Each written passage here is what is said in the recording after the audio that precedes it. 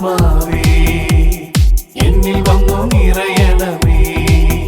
പരിശുദ്ധാത്മാവേ കൃപ ചൊരിയണമേ. പരിശുദ്ധാത്മാവേ ശക്തി പകരണമേ.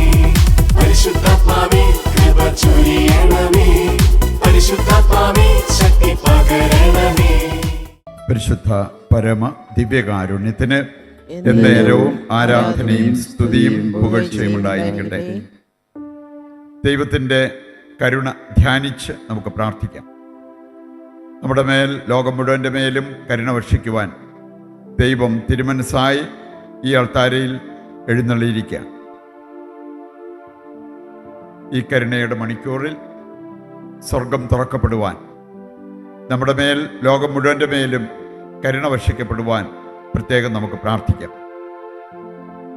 എല്ലാ പാപികളെയും ദൈവത്തിൻ്റെ കരുണയ്ക്കായി സമർപ്പിച്ച് ആ കരുണയിലൂടെ അവരുടെ മാനസാന്തരം സാധ്യമാകുവാൻ ദൈവത്തോട് പ്രാർത്ഥിക്കാം. നമ്മുടെ കുടുംബത്തെയും കുടുംബാംഗങ്ങളെയും ഈശോയുടെ കരങ്ങളിൽ സമർപ്പിക്കാം.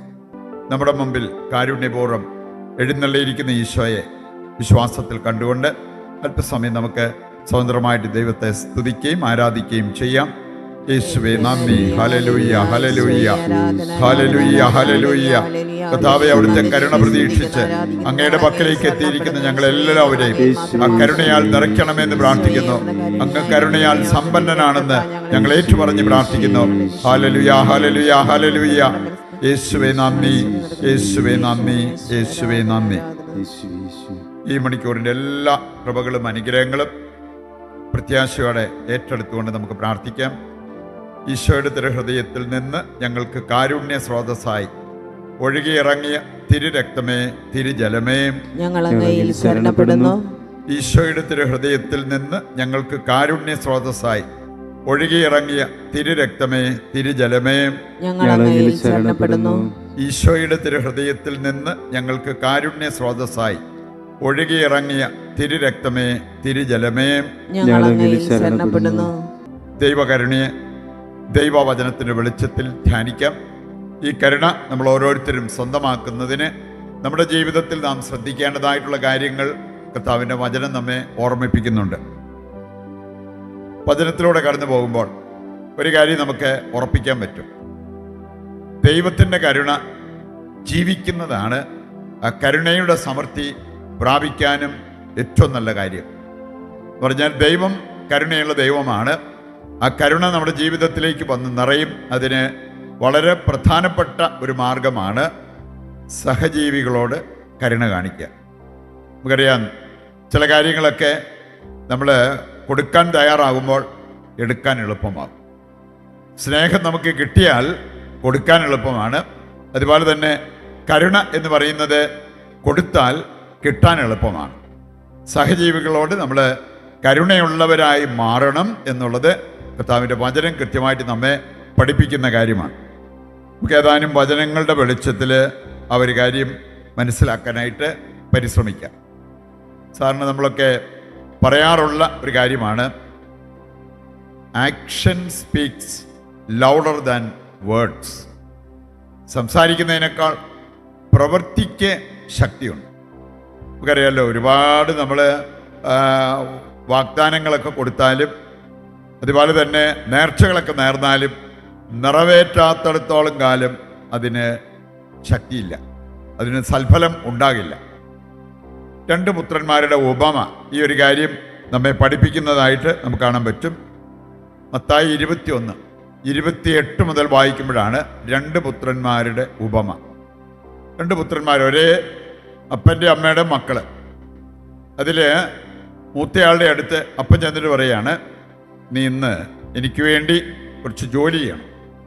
പറമ്പിലായിരിക്കാം, വീട്ടിലായിരിക്കാം, എന്തോ ആയിക്കോട്ടെ, കുറച്ച് ജോലി ചെയ്യണം. You need to work for me.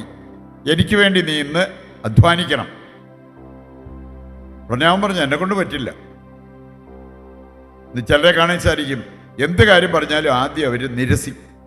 അത് കഴിഞ്ഞിട്ടായിരിക്കാം പിന്നെ ചെയ്യുക. വേറെ ചിലർ നിർബന്ധപൂർവ്വം പറഞ്ഞാലേ അവർ ചെയ്യത്തുള്ളൂ. ഏതായാലും ഇവൻ പറഞ്ഞു, എന്നെ കൊണ്ട് പറ്റില്ല. പക്ഷെ പിന്നീട് അവൻ അനുദപിച്ച് അപ്പം പറഞ്ഞ കാര്യം ചെയ്തു. ആദ്യം അവൻ പറ്റില്ല എന്ന് പറഞ്ഞപ്പം രണ്ടാമൻ്റെ അടുത്ത് ചെന്നിട്ട് അവനോട് പറഞ്ഞു, എൻ്റെ കുറച്ച് ജോലി തീർക്കാനുണ്ട്. നീ അതിനായിട്ട് പോകണം. അവൻ ഉടനെ പറഞ്ഞു, ഒരു കുഴപ്പമില്ല, ഞാൻ ഇതാ പോകുന്നു. ആ രീതിയിൽ ചെയ്യാൻ പോകുന്നു എന്ന് പറഞ്ഞവൻ, വലിയ വർത്തമാനം പറഞ്ഞവൻ, അവൻ പോയില്ല. ഈ രണ്ട് കാര്യങ്ങൾ, രണ്ടുപേരുടെ പ്രവർത്തന രീതി, അതേക്കുറിച്ച് പറഞ്ഞിട്ട് കർത്താവ് പഠിപ്പിച്ച ഒരു കാര്യമുണ്ട്.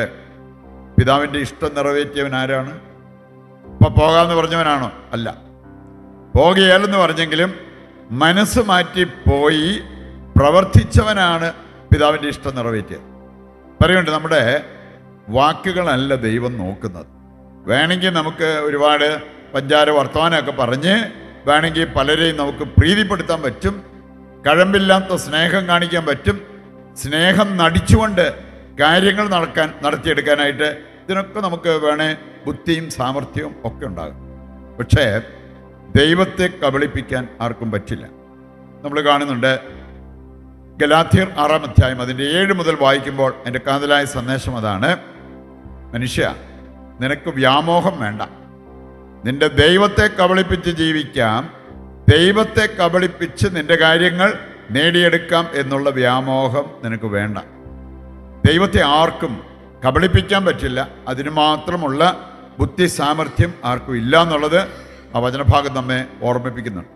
പറയുന്നുണ്ട്, നമ്മെ സംബന്ധിച്ചിടത്തോളം നമ്മുടെ പ്രവൃത്തിയിൽ സ്നേഹിക്കുന്നവരാണോ, പ്രവൃത്തിയിൽ ക്ഷമിക്കുന്നവരാണോ, പ്രവൃത്തിയിൽ ശുശ്രൂഷ ചെയ്യുന്നവരാണോ, അതോ ഇതൊന്നും ഇല്ലാതെ ബ്രഹ്മാണ്ടൻ ഐഡിയ തലേ കൊണ്ട് നടക്കുന്നവർ മാത്രമാണോ?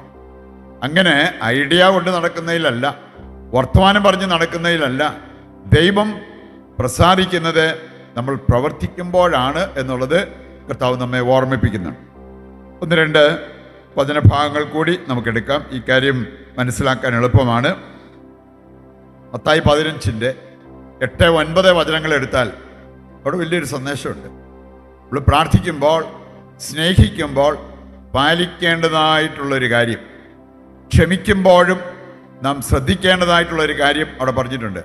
കർത്താവ് പറയാണ്, ഈ ജനം അവരുടെ അധരം കൊണ്ട് എന്നെ ബഹുമാനിക്കുന്നുണ്ട്, പക്ഷേ അവരുടെ ഹൃദയം എന്നിൽ നിന്നും വളരെ ദൂരെയാണ്. എന്നിട്ട് അവിടെ പറഞ്ഞിരിക്കുന്നത്, വ്യർത്ഥമായി അവരെന്നെ ആരാധിക്കുന്നു. സ്നേഹിക്കുമ്പോൾ ഹൃദയം കൊണ്ട് സ്നേഹിക്കണം, ഹൃദയ സാന്നിധ്യം അവിടെ ഉണ്ടാകണം. ക്ഷമിക്കുമ്പോൾ എങ്ങനെ ക്ഷമിക്കണമെന്ന് കർത്താവ് പഠിപ്പിച്ചു? ഹൃദയപൂർവ്വം ക്ഷമിക്കണം. ഇല്ലെങ്കിൽ സ്വർഗസ്ഥനായ പിതാവും അങ്ങനെ തന്നെ നിങ്ങളോട് പെരുമാറും. പറയുന്നുണ്ട്, സ്നേഹിക്കുമ്പോഴാണെങ്കിലും ക്ഷമിക്കുമ്പോഴാണെങ്കിലും ശുശ്രൂഷ ചെയ്യുമ്പോഴാണെങ്കിലും ഹൃദയ സാന്നിധ്യം വളരെ പ്രധാനപ്പെട്ടതാണെന്ന് കർത്താവിൻ്റെ വചനം നമ്മെ ഓർമ്മിപ്പിക്കുന്നു. പ്രവൃത്തിയില്ലാത്ത വിശ്വാസം അതിൽ തന്നെ നിർജീവമാണെന്ന് വചനം നമ്മെ പഠിപ്പിക്കുന്നുണ്ട്. യാക്കോസ്ലീഹ 2-ാം അധ്യായം 17-ാമത്തെ വചനത്തിൽ നമ്മൾ കാണുന്ന അതാണ്: പ്രവൃത്തി കൂടാതെയുള്ള വിശ്വാസം നിർജീവമാണ്.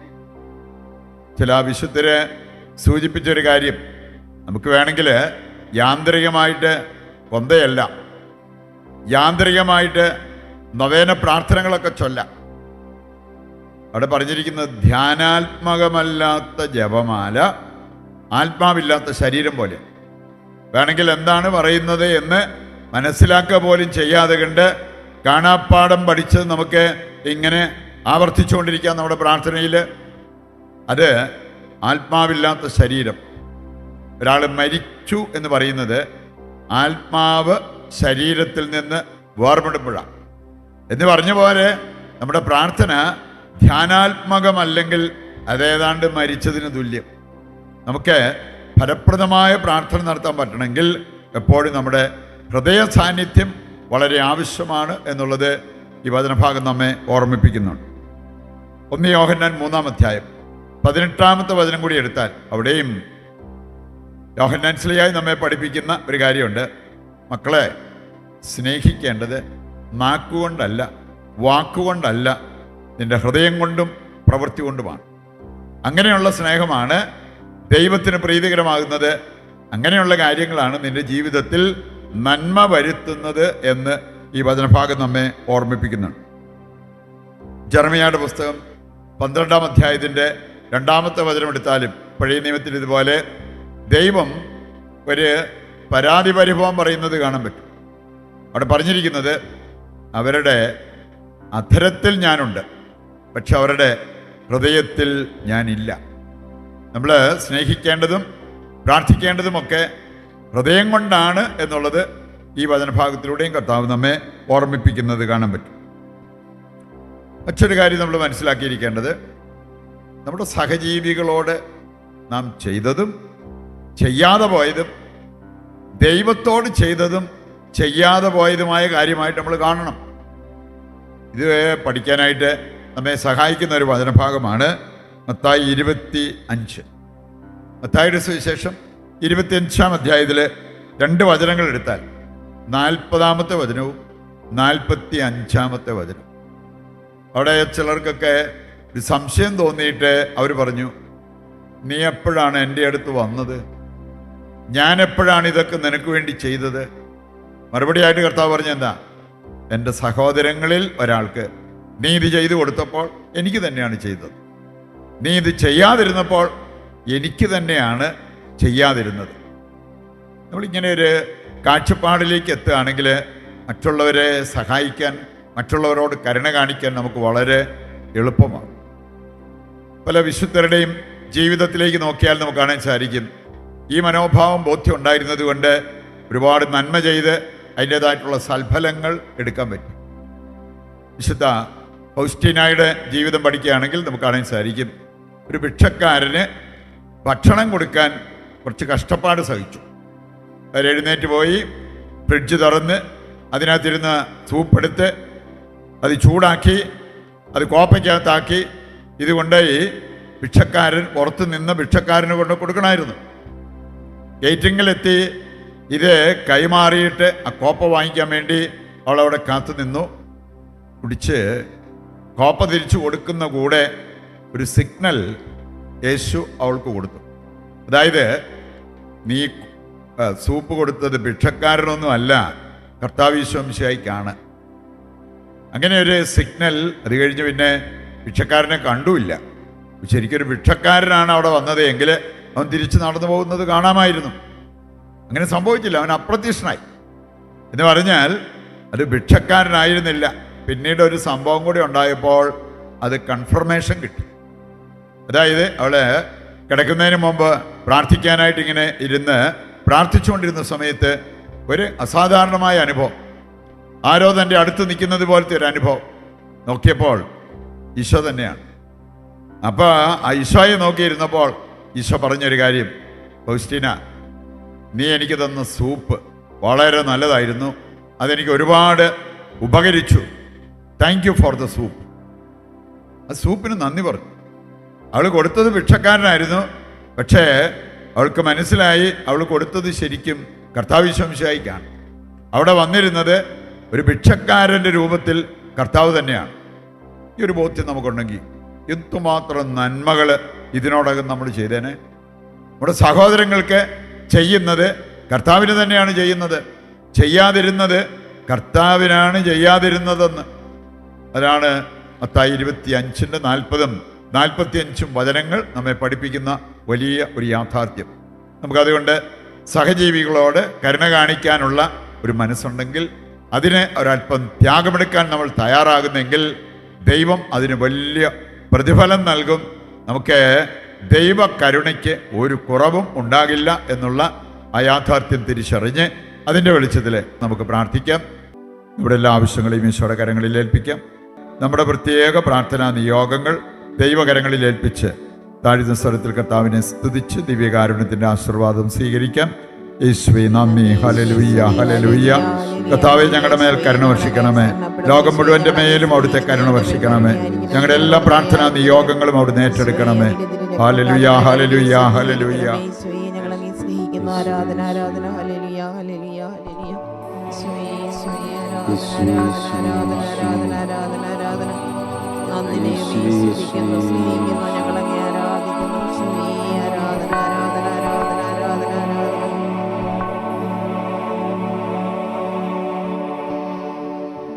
പരിശുദ്ധ പരമ ദിവ്യകാരുണ്യമേ, എന്നേരവും ആരാധനയും സ്തുതിയും പുകഴ്ചയും ഉണ്ടായിരിക്കട്ടെ.